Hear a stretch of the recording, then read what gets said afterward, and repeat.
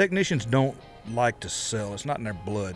I don't think that's ever changed, but what we see is once a new technician comes in and they get familiar with the system, we do the everything in the training lab on the app now through the iPad, and then I'm scheduling the on-site refresher courses. And once they get involved, they really love it, because you're not really selling to the customer. You're presenting the options, so it takes all the stress off of them, and they actually get excited about it whenever they come back and they said, hey, I was able to this customer took a bronze, this customer took a gold, and they really, I think, get more engaged than they would have before with a traditional selling system.